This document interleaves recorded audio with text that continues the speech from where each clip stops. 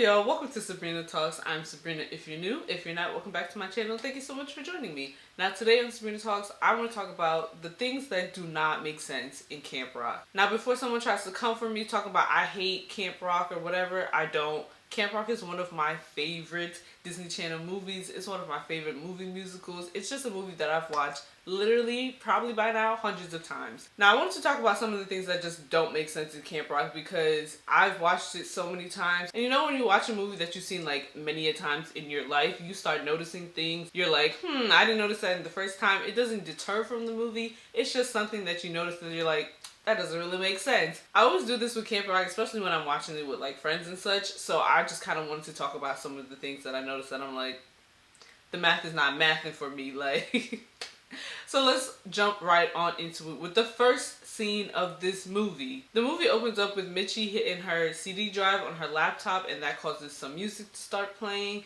And that's one of the first things that I was like, this doesn't make no sense. This is not realistic. Because one, how is that laptop still charged? If she put it there when she was falling asleep the previous night, that thing would have been dead, I'm sure.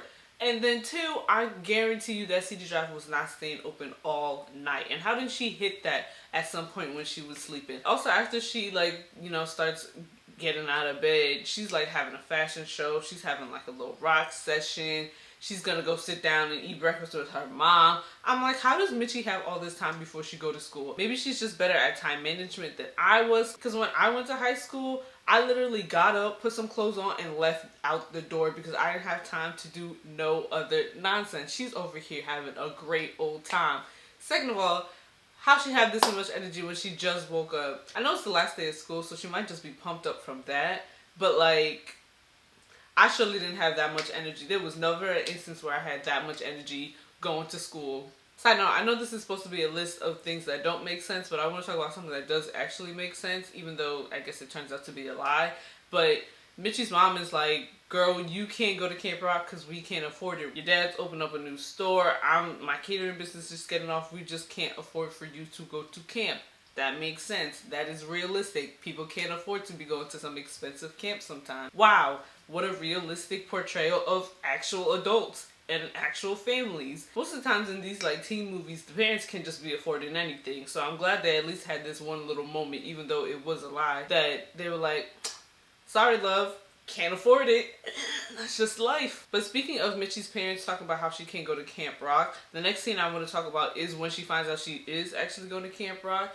You're going to Camp Rock. What? She said you're going to Camp Rock.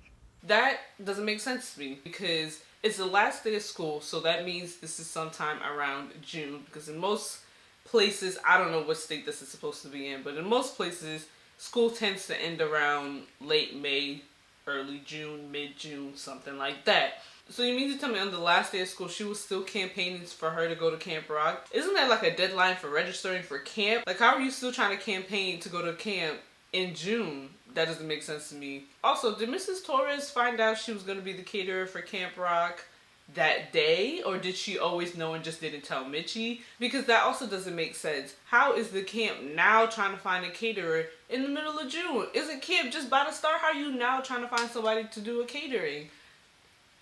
Make it make sense. Even if Mrs. Torres knew earlier and she's just now telling Mitchie, why would you let her be so sad that same morning, talk about how she can't go to Camp Rock when the whole time you knew she was going? Why would you put your daughter through that? The next thing I want to talk about is the welcome to camp scene. Hi gang, I'm Dila Duke, the musical director here at Camp Rock. With the musical director D, and she like makes a nice little speech. Now what doesn't make sense to me is she says, here at Camp Rock, we sing. But we established earlier when they first got to Camp Rock that there's multiple kids here who play instruments. So you're telling me the kids who came here to play their clarinet and their trumpet also have to sing? That doesn't make sense. That's like my biggest thing that doesn't make sense to me about this movie is they're so focused on singing, but there's multiple kids here who play multiple different instruments. So what are they doing? Are they also singing? Because why would they bring their instruments if they came here to sing? After the welcome to camp scene and a scene where Mitchie and her mom are talking, we get the open mic part of that night and Lola performs What It Takes. First of all, before I talk about what doesn't make sense in this scene, I want to talk about how much of an absolute banger this song is. Like, Lola straight killed it with this song. It's just fantastic. Besides the fact that this song is an absolute banger, I'm going to talk about what doesn't make sense to me in the scene. And that is, when did they find the time to do this whole rehearsed, choreographed performance? Because camp just started. They literally just got to camp. Maybe there was a few hours in between that little welcome ceremony and open mic night. But how y'all came up with all of this in that little bit of time? Because it wasn't just Lola singing and dancing around the whole cafeteria. No, it was her and two other backup singers slash dancers. When did y'all find the time to rehearse? How did y'all know you was going up on the chairs? The actual boys who like spontaneously started dancing along with the performance, that I have no issue with because that's just kind of like the movie musical aspect to it. But in terms of the performance side of this being an open mic night and she knew she was gonna have those two backup girl dancers, I would like to know when y'all found the time. Now the next scene I want to talk about is kind of nitpicky, but it's just something that cracks me up every time I watch this movie because I'm like, why? And it's the scene where Shane and Mitchie meet for the first time, or like meet for the first time, and he's like making his demands about his food allergy list or whatever the heck he's being a diva about. And she decides, because she doesn't want to be recognized by him or just have him notice who she is, throw some flour in her face. Now I know it's mainly for comedy, but I'm like, I'm sure there was other ways you could have maybe try to disguise yourself or make sure you're not recognized. But even with throwing the flour in your face, I feel like that's not really hiding any features of yours. Like, you're just still Demi Lovato's face, just now with some flour on it. To me, it's kind of like the Clark Kent and Superman kind of thing, where Clark Kent just kind of throws on some glasses. Doesn't make sense. I can still notice that it's you. Like, I could throw some flour on my face and I'm sure all of my friends would still recognize me. And it's like, yeah, he doesn't know her face, so it being covered in flour doesn't mean anything to him. But when he saw her later on, he could have been like, that looked like the girl who had some flour on her face. Doesn't make sense. This next thing that doesn't make sense to me cracks me up to no end, because I know it's a Disney Channel movie, but I'm like, why would y'all do this? And that scene is Shane's first dance class.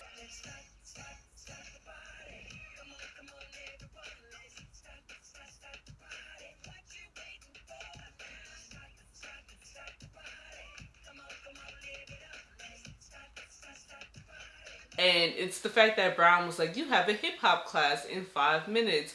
And it's like, but why is Shane teaching hip hop? He is a basic white pop star man. Why is he teaching a hip hop class? I know for a fact this camp had to have had a counselor who could have taught hip hop class. That's not him. And the thing that really cracks me up is the choreography and the song choice for this dance class. Neither of it had any hip or hop to it. The only person who kind of made it look like it could have been hip hop was Allison Stoner. And that's because she's Allison Stoner. Like, I think they tried to make it a little more urban with some of the dance moves and the fact that they had like a baseball cap.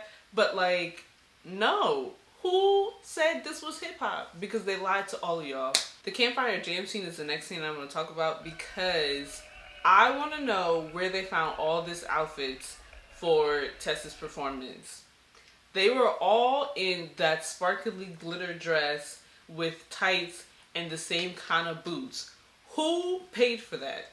Who delivered that? I know for a fact the camp did not have this laying around in some performance box or something. Maybe at like a theater camp, I believe it. But this is a music camp. There's no reason for them to be having sparkly dresses. And you can say, oh yeah, maybe Tess bought them and had it delivered. But this was back in the early 2000s. We didn't have Amazon Prime like that. So how did it get delivered to the camp? I know Tess didn't pack it with her. Because why would she have 7 dresses with her? 7 of the same dresses, to be exact. Especially at the fact that she didn't even know Mitchie was going to be a part of her crew.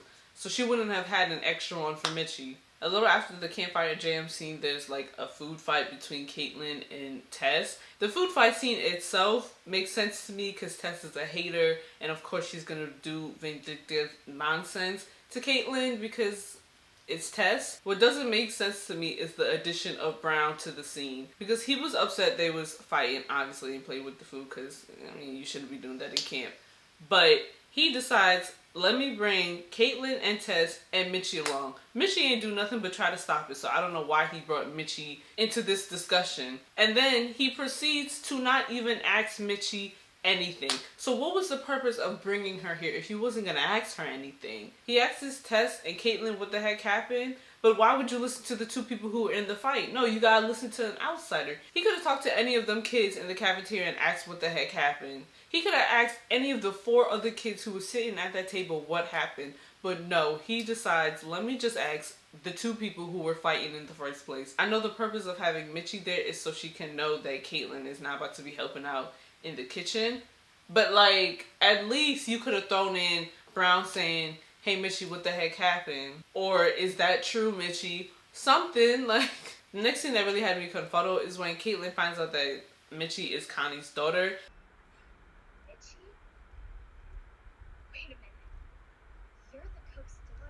Because why is Caitlyn so mad? I don't understand this. She could be mad because she lied, but it's like, the lie wasn't even that, big of a deal. There was no reason for her to start snapping like she did. I'm like, you just met this girl. You're barely friends with this girl. Why are you so upset at the fact that she was out here lying? It kind of gives me the same vibes of how I felt with Simon's friends in Love, Simon, and how they was unreasonably upset for no reason. It's kind of how I felt with this whole scene. The other fashion thing that made no sense to me is when they're at the pajama jam. Now my question is, how did they have the same green velour hoodie, same white shorts, and same white and green socks? This don't make no sense. So you mean to tell me y'all all had these same things? Impossible. And even if it was like, alright, Tess gave me these things, how did she, once again, have one for Mitchie when she wasn't even knowing that she was going to be friends with Mitchie? And ain't no way they all had these same exact clothes. I don't believe it. And once again, I highly doubt the camp had this laying around in some closet. No. Impossible. There's a trend with most of these things that don't make sense to me because most of them just crack me up. And this next scene is no exception. When Shane was talking to that drummer boy, I couldn't tell you what his name was, but the drummer boy, and he's like whispering to him saying like, oh, I need you to tell the whole thing that I'm looking for a girl with this song. But like, why are y'all whispering? It's only y'all 2 in the room. And y'all right next to each other. There's no need for whispering. I know it's for like the dramatics of the movie, but why are y'all whispering? You could have just said it. And then what cracks me up even more is when the drummer boy starts telling the whole thing and they start playing like a game of telephone. Everybody's whispering in each other's ear. What sense does that make? Y'all are the only 2 people around. Why are you whispering? Also, this is not a secret that you're keeping from the audience. The audience knows what y'all are whispering about. So what was the need for the whispering besides it looking like a game of telephone? I'd also like to point out the fact that Shane could have solved his own problem if he would have just asked Mitchie to sing for him. Because to me, he was already feeling Mitchie. Like, they was already flirting, having a good old time. So if he was like, hey, I heard this girl who was singing, I'd like to know if it was you because, I'm kind of getting some vibes from you. He would have found out the answer to his question so easily. So easily. And even if he didn't ask right away, after he heard a couple, like most of the girls on camp singing to him, he should have been like, hey, you haven't sung to me. Can I hear you sing? Problem solved. Like, but I know it's one of those things where like, for the plot of the movie, he can't ask her. So I just like to point out that I think it's funny. After the Jonas Brothers, well, Connect 3 in this movie, perform Play My Music, which, by the way, fantastic song. We get the scene where everyone finds out that Mitchie's mom is actually the cook for the camp. What's that? She's not president? You mean you lied to everybody? And that scene doesn't make sense to me either, because everybody was being so dang dramatic For what? Because Mitchie was out here lying? People be lying for worse. All she said was that her mom, was some hot executive for a TV company. Okay. She ain't lie about nothing that was really all that deep. First of all, it was none of y'all business from the jump what her mom does. So I don't understand why y'all so pissed. Yes, she's out here lying, being a liar. But the way everybody was acting, especially the way Shane was acting, ridiculous. It was never that deep. That scene and another scene that I'm about to talk about in a little bit really enhances how much of a hater Tess is. But the next scene I'm going to talk about is when Tess finds Mitchie's songs, because she realizes the song that Shane is looking for is a song that Mitchie wrote, so Mitchie must be the girl. Absolute nonsense at the fact that her songbook is still in that cabin. Because Tess, the night before, aired out all your business to Camp and was being an absolute jerk to you. You mean to tell me you're going to leave all your stuff in that same cabin with her in it? Absolutely not. That moment Mitchie walked away crying, I would have went straight to that cabin, packed up all my stuff, and moved right back in with my mom. I'm not leaving my stuff there. You already know how vindictive Tess can be. Why would you leave all your stuff there? That's another scene that I know for the purpose of the plot, that's why that's there. But I'm also like, it's just not realistic. Now we can get to the scene where I was talking about earlier where I said Tess was a hater.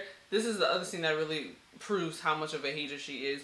This girl took her bracelet that her mom gives her every time she wins a Grammy, drops it into the kitchen, and tries to blame it on Caitlyn and Mitchie.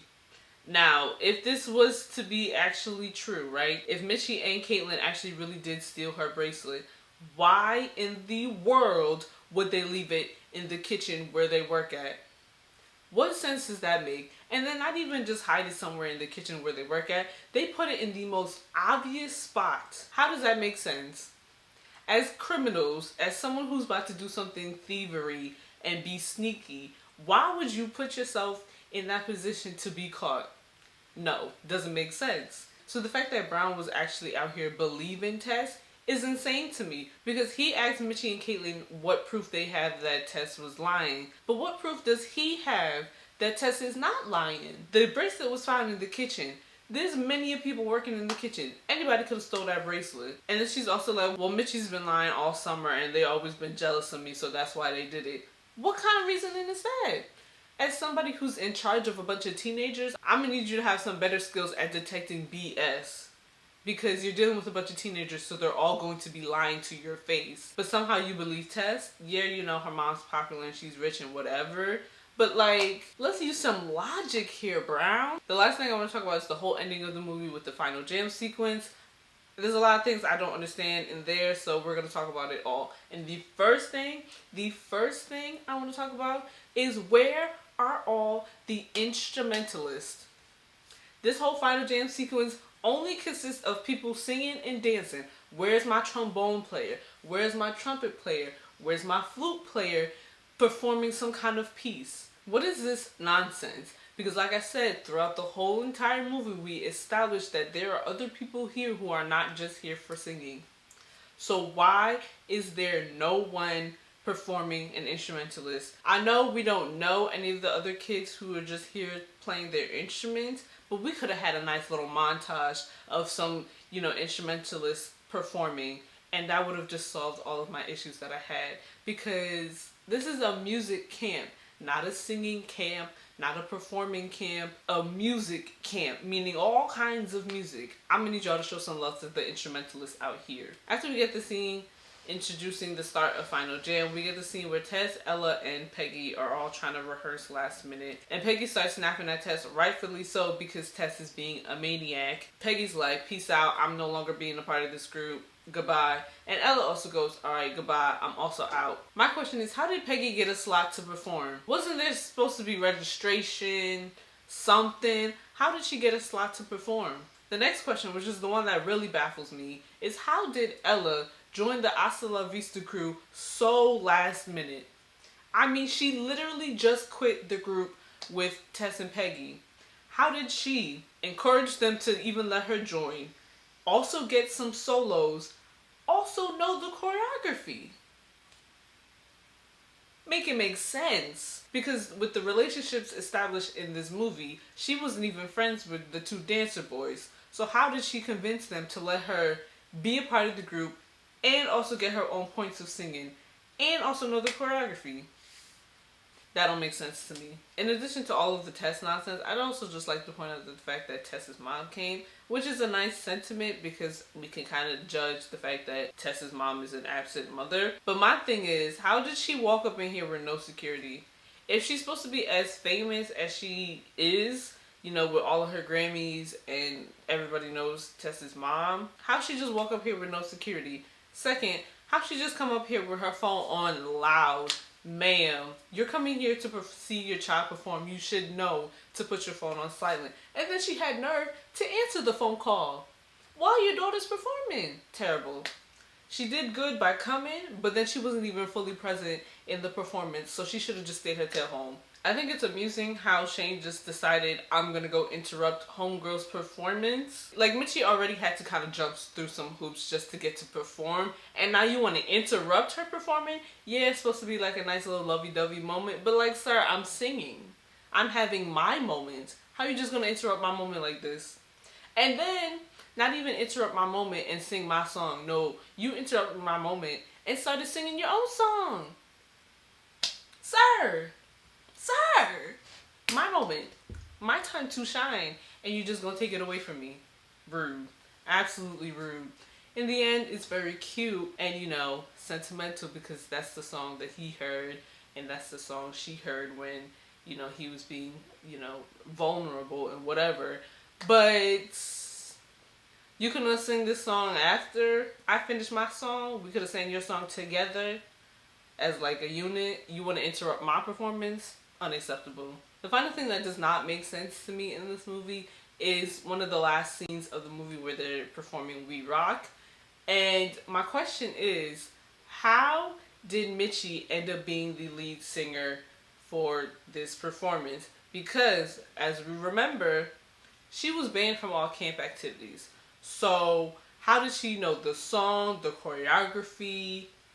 Whose spot did she take in order to now become the lead? In like the musical aspect of this movie, it makes sense because it's the final number, you know, everybody's gonna sing, everybody just magically knows the words and the dance moves and all of that such.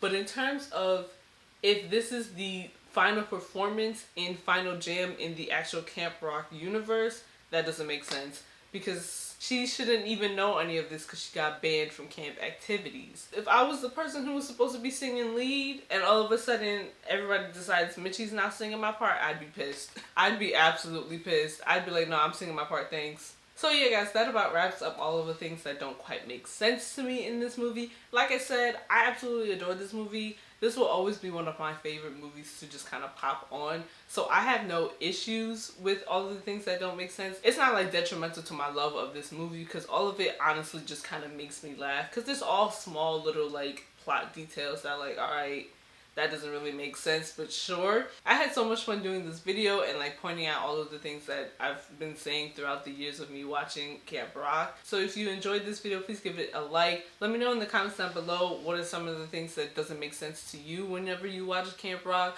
Also, let me know if you would like this style of video and would like to see me do it on other movies. Like I said, I like movie musicals and I like Disney Channel movies and just teen movies in general, so I could do it for many of those things. Just let me know in the comments or let me know on my social media. You can follow me on Twitter at Sabrina Talks II. You can follow me on Instagram at Sabrina Talks II, and you can follow me on TikTok at Sabrina Talks II. You can subscribe to my channel for more movie and music related content. Share this video with all of your friends who also watch Camp Rock on a heavy basis. Thank you so much for watching my video. As always, please remember to be safe, be smart, be kind, and I'll see y'all in my next video. Bye guys.